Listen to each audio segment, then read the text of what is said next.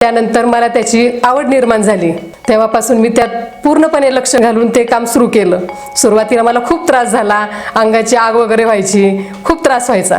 पण मी म्हणतात ना की टाकीचे गाव सोसल्याशिवाय देव पण येत नाही, तसंच माझंही झालं। खूप त्रास व्हायचा, लहान मुलं असतानाही मी हे सर्व काम केलं।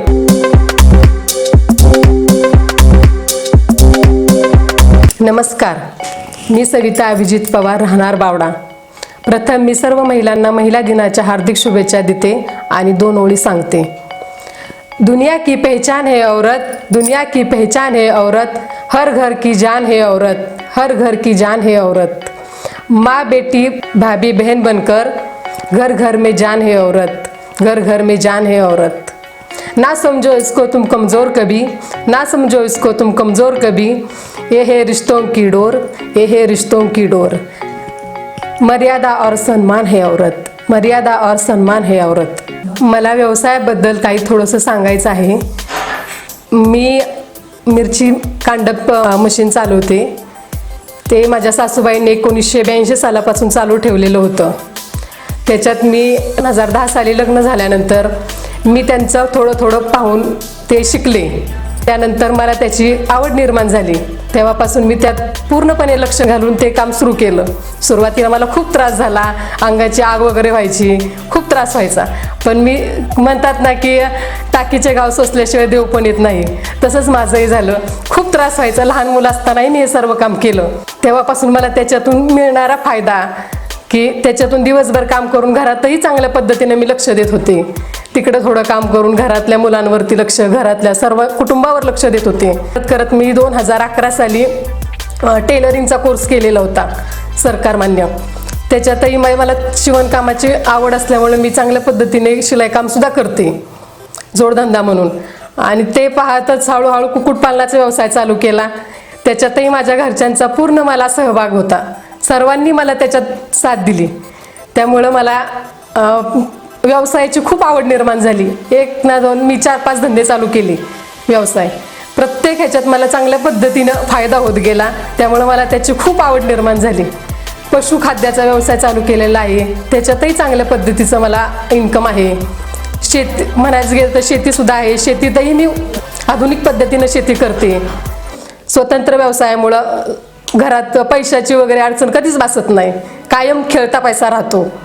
आणि त्यामुळे धंद्याची ज्या चांगल्या पद्धतीने आवड निर्माण होते की आपल्याला हे करायचंच।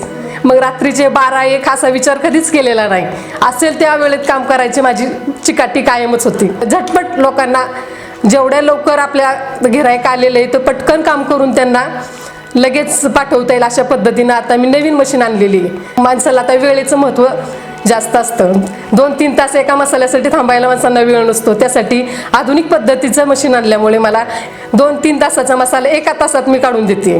त्यामुळे महिलांनाही थांबायला जास्त वेळ हे होत नाही, लगेच माणूस आपलं काम करून निघून जातं। आलेल्या माणसांचा पाहुणचार, चहा पाणी वगैरे आल्यावर त्यांना बसा, त्यामुळे आपल्याविषयी माणसाचं समोरच्याचं मतही चांगलं राहतं, गिऱ्हाईकही वाढतं। आपण समोरच्याशी बोलण्याची पद्धतही तशी ठेवली पाहिजे, येणाऱ्या माणसाशी प्रेमानं बोललं पाहिजे। आपला व्यवसाय म्हणजे प्रत्येकाशी गोड बोलूनच काम केलं पाहिजे। आणि असं मला वाटतं की सर्व महिलांनी गोडीनं आणि खूप चांगल्या पद्धतीनं काम केलं तर महिला कुठेच कमी पडू शकणार नाहीत, प्रत्येक क्षेत्रात आघाडीवर राहतील। कोणत्याही कामामध्ये लाज बाळगूच नाही, काम हे कामच असतं।